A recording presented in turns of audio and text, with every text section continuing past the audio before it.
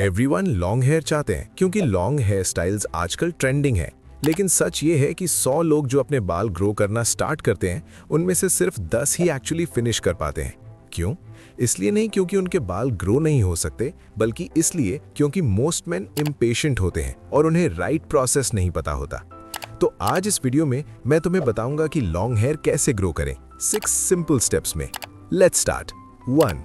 Why most man fail. Most man इसलिए fail नहीं होते क्योंकि वो लॉन्ग हेयर ग्रो नहीं कर सकते, वो इसलिए फेल होते हैं क्योंकि वो बहुत जल्दी क्विट कर देते हैं। हेयर ग्रोथ स्लो होती है यार, तुम्हें बैड हेयर डेज आएंगे, लोग ऑकवर्ड कमेंट्स भी देंगे और कभी कभी तुम फ्रस्ट्रेटेड और इम्पेशेंट फील करोगे। इसी पॉइंट पर मोस्ट लोग गिव अप कर देते हैं।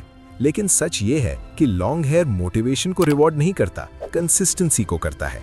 मोटिवेशन आती जाती रहती है, कंसिस्टेंसी ही है जो एक्चुअल रिजल्ट्स लाती है।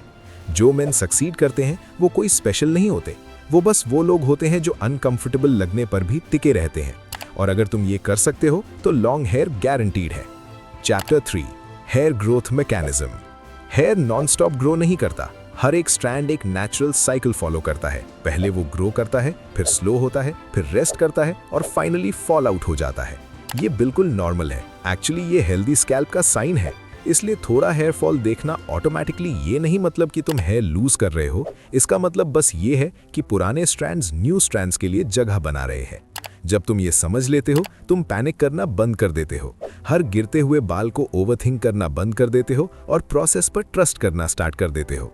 हेयर ग्रोथ एक जर्नी है। काम रहो, पेशेंट रहो और अपने बालों को वो करने दो जिसके लिए वो नेचुरली डिजाइंड है। Chapter 4, hair growth speed. हेयर स्लो और स्टेडी होती है, कोई शॉर्टकट्स नहीं होते। एवरेज में हेयर लगभग ½ इंच पर मंथ ग्रो करता है, मतलब रियल विजिबल लेंथ वीक्स में नहीं मंथ्स में आती है। अगर तुम लॉन्ग हेयर एम कर रहे हो तो इजीली 1 साल या उससे ज्यादा भी लग सकता है।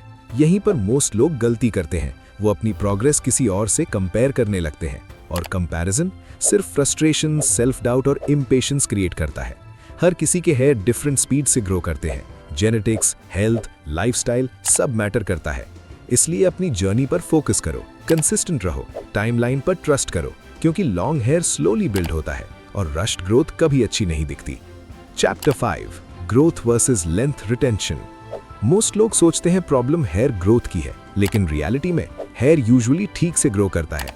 रियल इशू होता है ब्रेकेज। हेयर लॉन्ग होने से पहले ही टूट जाता है। Dryness, rough handling, heat styling और कांस्टेंट फ्रिक्शन धीरे धीरे हेयर को डैमेज कर देते हैं और एंड्स स्नैप हो जाते हैं। इसलिए कुछ लोग कहते हैं मेरा हेयर ग्रो होता है लेकिन कभी लॉन्ग नहीं होता। ग्रोथ अलोन इनफ नहीं होती, तुम्हें जो लेंथ तुम ग्रो कर रहे हो उसे प्रोटेक्ट भी करना होता है। अगर तुम ब्रेकेज प्रिवेंट नहीं करते तो कितनी भी ग्रोथ हो, रियल रिजल्ट्स कभी दिखाई नहीं देंगे। याद रखो, लॉन्ग हेयर सिर्फ ज्यादा बाल ग्रो करने का नाम नहीं है। लॉन्ग हेयर का मतलब है जो बाल तुम ग्रो करते हो उन्हें संभाल के रखना। Chapter 6, the awkward phase. 6 to 12 months के बीच हेयर मैनेज करना मुश्किल हो जाता है।